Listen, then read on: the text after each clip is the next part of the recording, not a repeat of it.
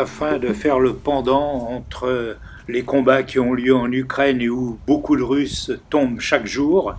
Je vous montre ce cimetière de Gonesse dans le Val d'Oise, proche de Paris, où un certain nombre d'Allemands sont tombés sur le sol français à une époque où ils cherchaient à conquérir notre pays. Et nous avons toujours mis un point d'honneur à enterrer dignement les soldats, fut-ils ennemis, après les combats. Cimetière de Gonesse, chronique numéro 8, chronique partiale numéro 8. Un beau dimanche, très ensoleillé. Et en Ukraine, les Ukrainiens, les soldats ukrainiens gagnent du terrain partout. Les Russes ont du mal à tenir même leur position.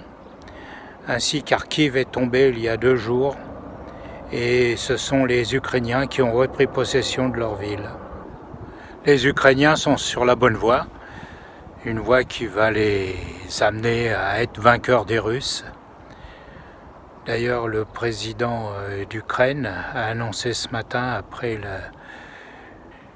l'Eurovision d'hier soir, où les Ukrainiens ont remporté haut la main. Bon, c'était à peu près cousu de fil blanc, il fallait bien faire un geste pour les Ukrainiens. Bon, nous les Français, avec nos chants bretons, on est arrivés avant-dernier.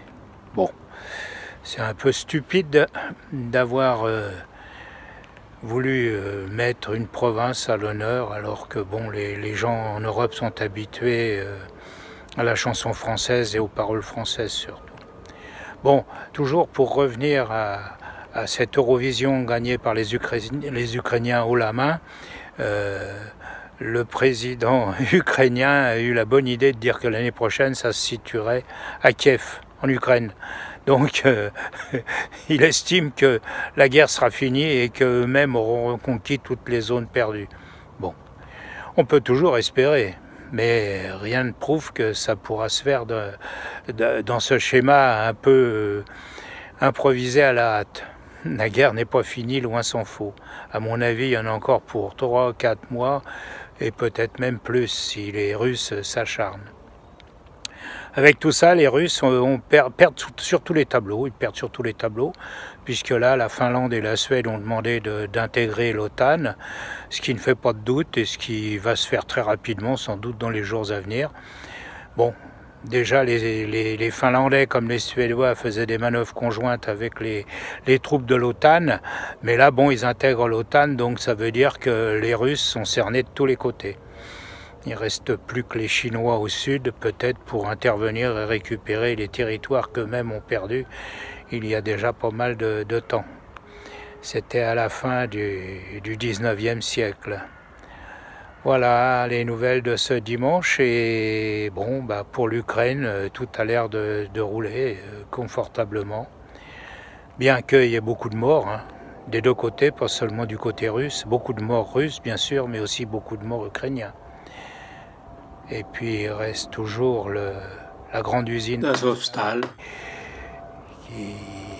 qui est sous un tir nourri, un tir qui n'est pas prêt de se terminer tant que les troupes ne se seront pas rendues. Ce cimetière de Gonesse où je suis ce matin, avec énormément de bruit, avec tous les avions qui atterrissent à Roissy, hélas.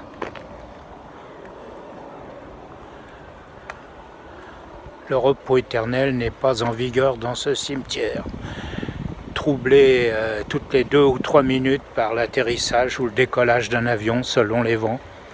Voilà, j'ose pas dire selon l'épaisseur du brouillard, mais bon, c'est vraiment pas drôle pour les gens qui viennent se recueillir sur une tombe. Quelle idée d'avoir mis un aéroport aussi proche de Paris, quelle idée. Enfin. Nos politiques ne sont pas des lumières la plupart du temps.